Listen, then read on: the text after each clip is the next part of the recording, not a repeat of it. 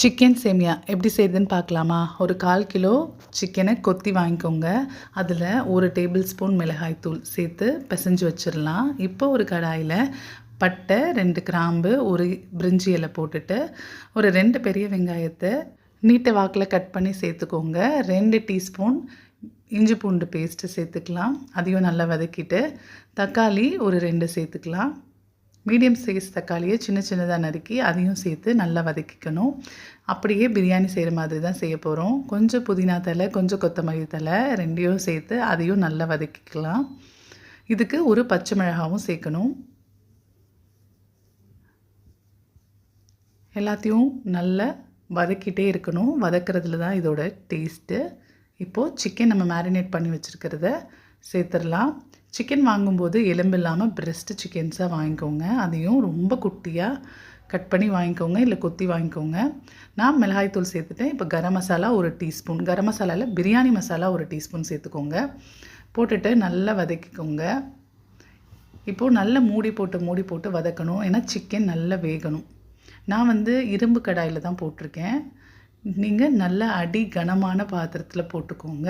அப்போ தான் நல்ல சீக்கிரமாகவும் வேகும், நல்ல பொலன்னு வரும்.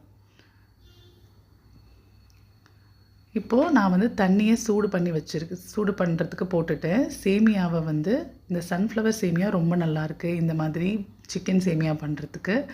ஸோ இதை பார்த்து வாங்கிக்கோங்க. சேமியா கரெக்டான சேமியா யூஸ் பண்ணணும். நான் 1 பேக்கெட் சேமியா அப்படியே போட்டிருக்கேன். இதை இப்படியே வதக்கிக்கிறேன். ஏன்னா தண்ணி நான் தனியாக சூடு பண்ணிகிட்ருக்கேன். நீங்கள் தண்ணி ஊற்றிட்டு சேமியா போட வேணும்னு அவசியம் இல்லை. இதுலேயே சேமியா வறுத்துட்டு தண்ணியை நல்லா கொதிக்க வச்சுட்டு ஜஸ்ட்டு மூழ்கிற அளவுக்கு, இதுக்கு அளவெல்லாம் இல்லை, சேமியா மூழ்கிற அளவுக்கு பாருங்கள். நான் மூழ்க கூட இல்லை, கரெக்டாக அந்த ஹைட்டு வரைக்கும் தான் போட்டிருக்கேன். எந்த அளவுக்கு சேமியா இருக்கோ அந்த சம அளவுக்கு தண்ணி ஊற்றிட்டு இது பண்ணிவிட்டு அது அந்த தம்லேயே வேகலாம். ஏன்னா நம்மளோட அந்த வெங்காயம், தக்காளி அந்த மசாலாலையும் தண்ணி இருக்குங்கிறதுனால தண்ணி ரொம்ப சேர்க்க தேவை கிடையாது. கொஞ்சம் நேரம் மூடி போட்டுட்டு ஓரளவுக்கு பாதி வெந்தோடனே நம்ம கொஞ்சம் ஆயிலும் யூஸ் பண்ணிக்கலாம், இல்லை நெய்யும் யூஸ் பண்ணிக்கலாம்.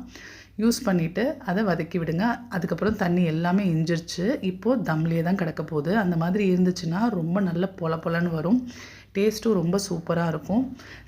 நம்ம சேமியாவில் காய்கறி போட்டு செஞ்சு பழகிட்டோம். கொஞ்சம் இந்த மாதிரி சிக்கன் போட்டு செஞ்சு பாருங்கள், நல்ல டேஸ்ட்டாக இருக்கும். பட் சேமியாவை கரெக்டாக சூஸ் பண்ணி இந்த சிக்கன் சேமியா செய்யுங்க. நான் காட்டின அந்த சன்ஃப்ளவர் சேமியா பர்ஃபெக்டாக வருது. அந்த மாதிரி கரெக்டான சேமியா யூஸ் பண்ணால் தான் இதுக்கு டேஸ்ட் நல்லாயிருக்கும். கரெக்டாக பொலன்னு வந்ததுக்கப்புறம் இதை நீங்கள் ஆஃப் பண்ணிவிடுங்க. ஆஃப் பண்ணிவிட்டு சர்வ் பண்ணுங்கள். உங்களுக்கு இந்த வீடியோ யூஸ்ஃபுல்லாக இருந்துச்சுன்னா மறக்காமல் சப்ஸ்கிரைப் பண்ணுங்கள்.